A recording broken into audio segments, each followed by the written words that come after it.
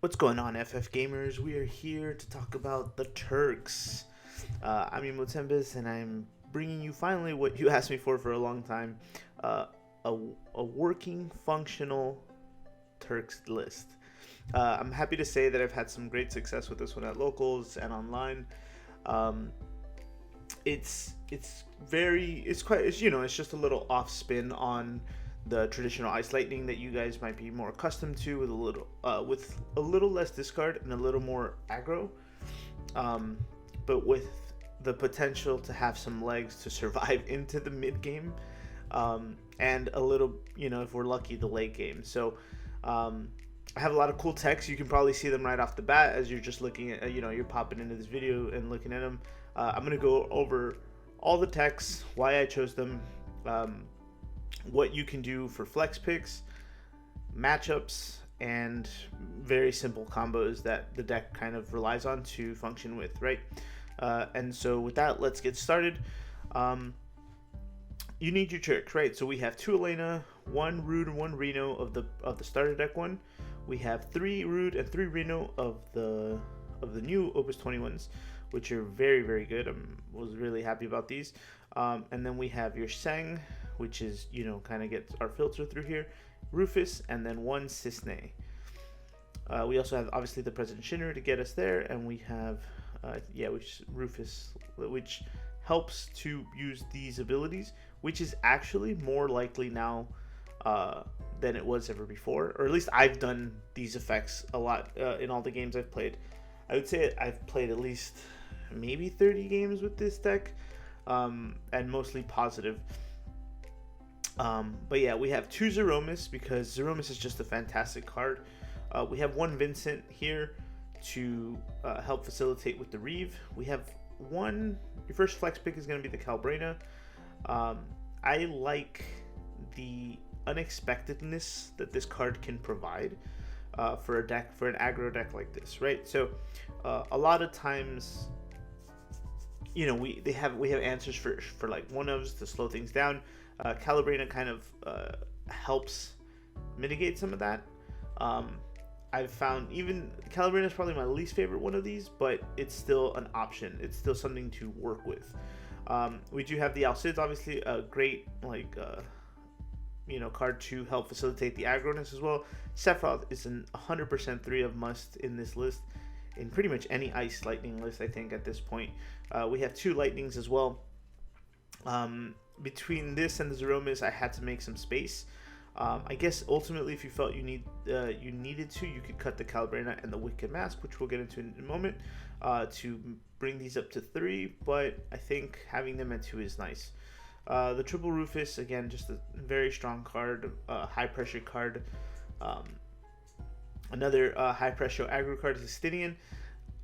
This card has been all over the place this meta this season, pretty much in every deck, like we had predicted early on. We saw it a lot, and it's been a problem, and it's still good. I don't expect it going anywhere. Xenos is actually a very underrated card, I think, and a lot of people don't use it yet. Everyone's really big on Shinryu, and so we're seeing Shinryus at 3s everywhere. And although this doesn't answer Shinryu, this does help in a lot of different matchups. Things like Rydia, you got summoners, kind of, I don't want to say mirror matches, but anything in that range where they're kind of holding onto their 3 costs, or like there's a forward they need to protect, right? Xenos does so much for us in terms of getting rid of that. And he has some really good follow-up effects that just, kind of help with the momentum that you're going with in this list. The discard can just help, weed out problems or weed out an Amaterasu when they're literally holding 2 cards in hand. And the haste just helps, clean up the games when you need that one extra attacker. Being able to be brought back from the break zone one time is also very, very clutch. It's something they have to be worried about now. The summons are pretty simple. We have 2 Mateus, very strong card, and then 2 Ramu. I think the Ramus you could adjust, which I'll probably adjust going forward if I continue to play this list into Opus 21. This was mostly for what's it called, the Scions mirrors. This is a good way to clean Alisei or Rianger or any of those little weeniers, as well as give something haste or duel something while you're at it. The Mateus is the Time Walk card. We love this card. I can't tell you how many games we go at least Alcid sang into something. They set up backups thinking, I'm only going to take 2 damage here or 3 damage this next turn, and then I'll be able to play all the cards in my hand. We'll take those 3 damage, we'll freeze all their backups, skip your turn, or play out all your 5 cards. Play only one of those 5 cards in your hand because you're going to have to pitch 3 or 2 for it, and you won't have enough for anything else. How many times it saved me from my opponent playing Shantoto. This card is great. I like the idea of bumping it to 3, but I know realistically that third one will always get pitched because there's times where we have to make space and make better plays, right? Or we have to do the certain plays. Drawing into it right after maybe turn 3 or 4 is probably the best time. Anywhere after that, seeing it any earlier than that is a problem for us. The Wicked Mask, the other flex pick, I think, is probably where we can cut. Like I said, Calibrina was fun. Wicked Mask was even better. But there isn't a lot of summons right now, with Fire being at an all-time low, and Water just not really doing much with this, other than a Kuchulain. It doesn't really help us too much. So I think the Calibrina and the Wicked Mask and the Ramus could probably be better served to focus on the deck's weak points, which I haven't really gone to it because I haven't played this in a few weeks now, or I haven't played it. I haven't sat down to make those updates to better be said. But yeah, it did have its moments. They did come out. Being able to back attack and just become a forward is just good enough as it is. A lot of things that your opponent doesn't expect in this deck is the back attacks. I won't lie, Juggler is... I'm a big fan of the Juggler now. I thought it was a silly card. I cannot stress how much I love to abuse back attack sometimes. I'm very excited for the next set. There's a water card that has back attack. We'll get into that when we talk about those cards later. But again, there's a lot of times where you catch your opponent off guard with these effects. They're expecting summons, obviously, but these can really turn the tide of the game a lot, and that's what they're there for. The Kate Sith, we all know it. We're Reeve into Kate Sith is our great, bridge plays. I'm playing 2 Numo. I'm always in search of decent ice backups that do something. And for something like this deck, being able to break a Numo to duel and freeze, just like what we have Cisne for. She removes the counter to duel and freeze the character, and then this does the same for us, right? So we're able to actually spot target either troublesome backups to kind of slow down a couple things, right? We're in my meta, I deal a lot with like the Wolridia, so this kind of like spot targets certain backups so they can't cast those colors or anything that's color dependent. But we can also just hard remove forwards that are in our way, right? Like, I don't know, anything big enough that can't be blocked or that I have to worry about. I can think of a couple things, but it doesn't matter. Point is that these cards just sit there and they'll just wait until you're ready to close out the game, and they're always threatening. So as long as you have forwards, Numo and Cisne are very dangerous cards for your opponent. The other thing is too, if you manage to get to like be in a mirror like aggro match, the damage 3 enters the field your opponent discards is such a nice addition to this card. I really think this is an underrated common card that ice players will be using, or I'll be using at least in my ice builds going forward.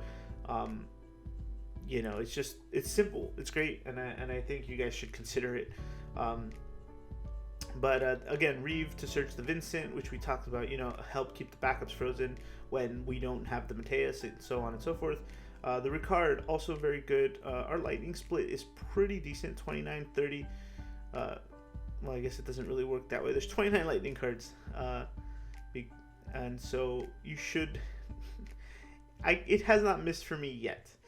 It is possible, obviously. You know, you could run this little strip right here and reveal all of these and miss, but it is unlikely.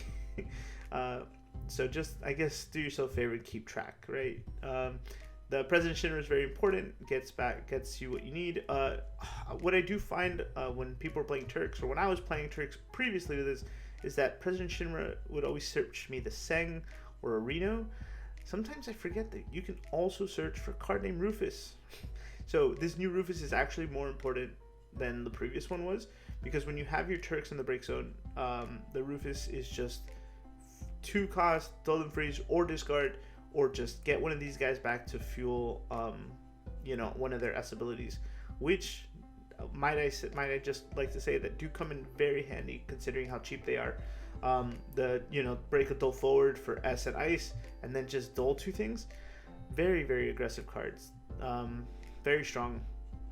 We are playing a 1 of Johnny. Johnny is your classic, like, you know, 2CP, pseudo 2CP backup, right?